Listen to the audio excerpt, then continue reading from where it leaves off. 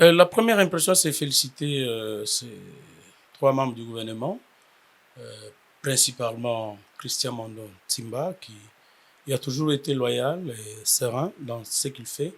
Mais je dois vous avouer que ce n'est pas une démission, mais c'était une fuite en avant, parce que galant, sérieux, le président de la République, Félix Antoine Tshisekedi, a échangé avec Christian Mondo, qui était avec lui à Bandaka il n'y a pas longtemps, pour lui dire qu'il tire les conséquences, parce que lui va les enlever du gouvernement dans les prochaines 48 heures qui suivent, parce qu'il y aura un remaniement, mais par rapport à leur propre respect, il leur a demandé s'ils peuvent tirer les conséquences. Parce que vous savez que Christian Mondo gère pratiquement le programme phare du président de la République en tant que ministre du plan du développement à la base des 145 territoires.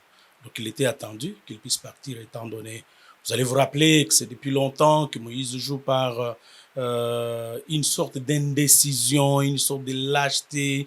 Il avait fixé 2 lignes rouges qui ont été franchies. Il n'avait pas démissionné ni quitté les bateaux. Mais là, parce qu'il doit préparer la candidature de Denis Mukwege, qui a été annoncé par Boisbouvier lorsqu'il était interviewé par France 24 et RFI.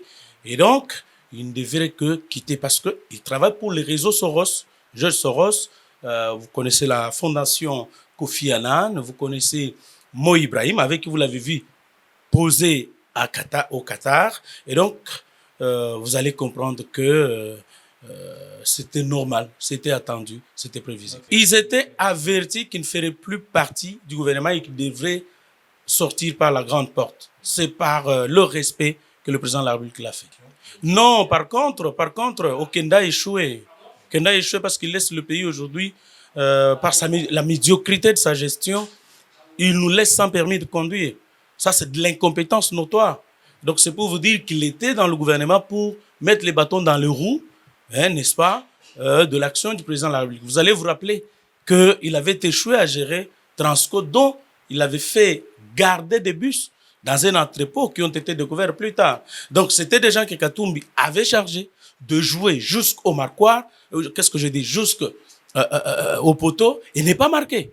Et donc, c'était prévisible.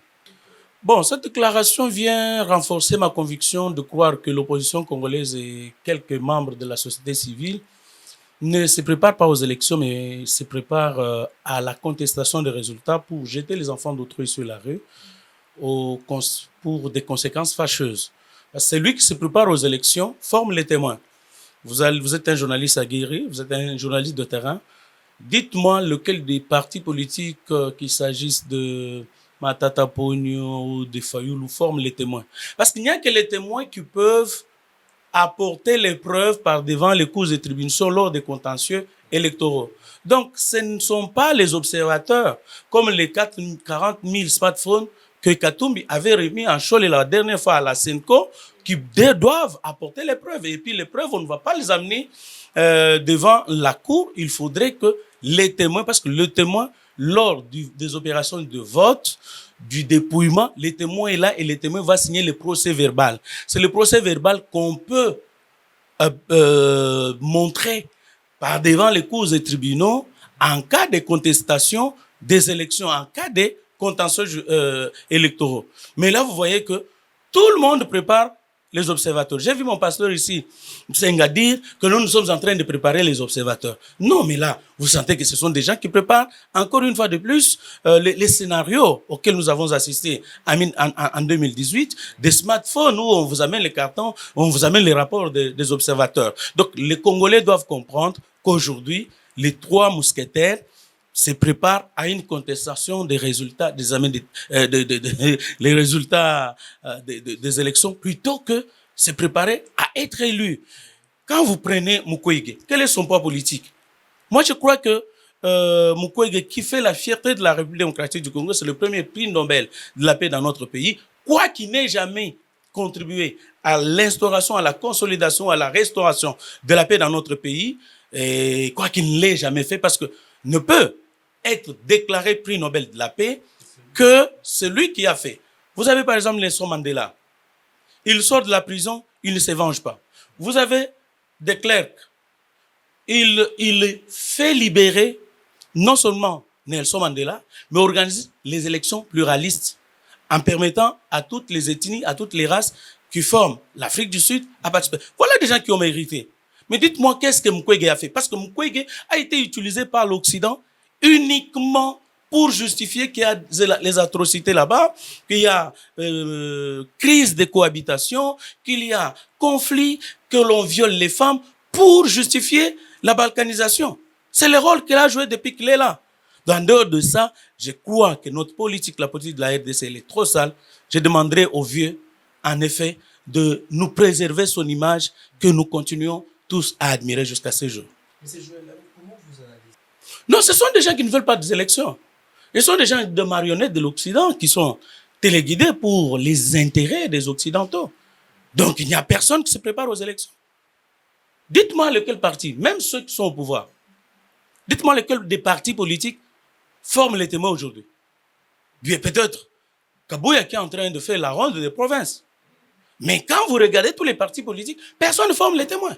Or, les témoins sont indispensables dans l'organisation des élections. Ce ne sont pas les observateurs. Vous entendez que l'Église catholique prépare les observateurs. L'Église protestante prépare les observateurs. La société civile prépare les observateurs. Et on conteste les élections ou les opérations d'enrôlement à 2 jours, s'il vous plaît. Même dans les pays les plus organisés, où la démocratie est assise, vous n'allez jamais voir le premier jour de l'engouement. De l'engouement, non. Et puis, les petites erreurs d'autres techniques, on n'a pas amené la machine, on n'a pas amené les cartes, les papiers, on n'a pas amené les imprimantes, ça arrive partout. Et dans toutes les déclarations de contestateurs des élections qui sont préparées, on vous dit que non, il y a autant de centres, on ne retrouve pas d'autres centres. Personne ne vous indique où se trouvent ces centres, où ces bureaux de vote, mais on conteste. On conteste quoi? Donc c'est pour vous dire que ils sont téléguidés pour que le sang encore du Congolais puisse couler en 2023. Mais nous disons que le sang ne va plus couler parce qu'il y aura les élections. Et je crois, face à toutes les candidatures annoncées, je vois Tshisekedi battre. Quiconque va se présenter, Tshisekedi va le battre à plate couture. Ça, je puis vous l'assurer aujourd'hui.